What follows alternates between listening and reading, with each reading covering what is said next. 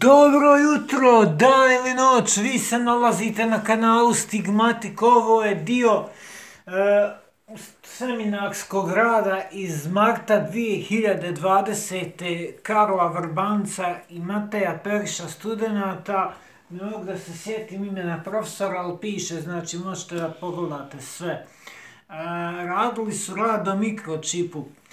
Zbog čega se ni u jednom, znači nečijem od svih mogućih koji žele da se oslade i uzmu kajmak od te tragedije, ja sam se dugo suzdržavao, imam ovo, niko ne želi da kaže da je on se bavio i time i da je možda imao ga u sebi, da li je ili nije, ne želim da ulazim, međutim da je to sve popularnije, da će se uskoro prestati proizvoditi maltene i ključevi i kartice, ne uskoro, kažem, za 10-20 godina, kad mislim uskoro, jer obično razmišljam povijesno, pa za povijest je to kratak period, a sve znamo da je tehnologija jako ubrzana.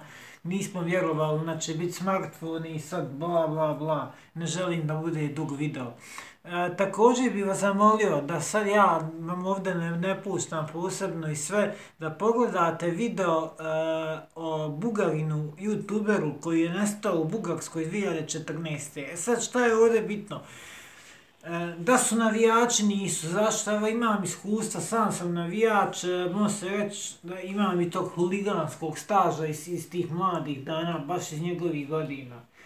Kad su navijači u pitanju, obično se ide znači u grupama, on bi trebao biti član tog cive, trebao bi imati gostovanja i navijači se obračunavaju sa dvijema vrstama ljudi, to su ili policija, znači security policija ili drugi huligani. Ne ni navijači drugog kluba, nego uglavnom znači huligane drugog kluba. To su znači te navijačke grupe. Njega bi u ovom slučaju trebalo, pošto sve u grobali bili u pitanju sa Torcidom u nekoj šemi kad je bio to velje neolje i ko će preuzeti, ko će voditi jug grobarski, taj Alcatraz i te grupacije to ne rade i to sigurno nije tako.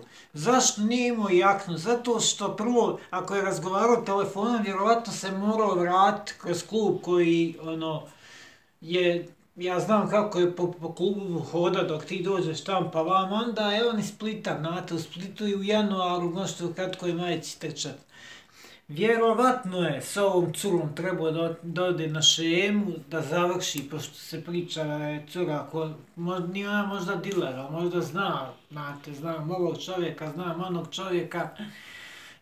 Sad, šta je onaj, glavni dio zbog čega je ušao u salu? Sad zamislite da je on imao taj čip ili da nije imao. Koje kompanije daju novac da se o tome ne priča, jer i reklama i kontrareklama je to. Ja ne želim da ulazim znači u tu priču, samo želim da navedem da je i ovaj dio po meni nije trebao biti izostavljen i da treba biti ispitan što od tajnih službi, što od nekih drugih stvari. Jer ako je imao čip, a ne mogu da otkriju po njemu, onda kompanije koje ga prodaju će puno izgubiti. Ako ga nije imao, a zagovarao ga, hajmo reći, u jednu ruku radio da se ekonomija i evo vidite, znači cilj mikročipiranja je da svi ljudi malte ne tako budu nadzirani, pravi jednu kontrareklamu, znači i reklama i kontrareklama, ali koja u ovom momentu ne odgovara nikome. ali dio koji po meni ne treba biti izbačen, međutim našem narodu se vjerovatno boje uopšte pričati o tome, znaju koliko su naši ljudi u strahu od čipa zbog ovih vakcina i zbog svega. Eto, to bi bilo to, znači samo jedan break news i da pogledate, bit će znači ispod u najavi i ovom Bugarinu koji je nestao znači 2014. koji je isto kao lud bježao, šta se tu sve izdešavalo, međutim bilo je manje kamera, ali nikad nije nađen, nikad se nije saznalo šta se desilo.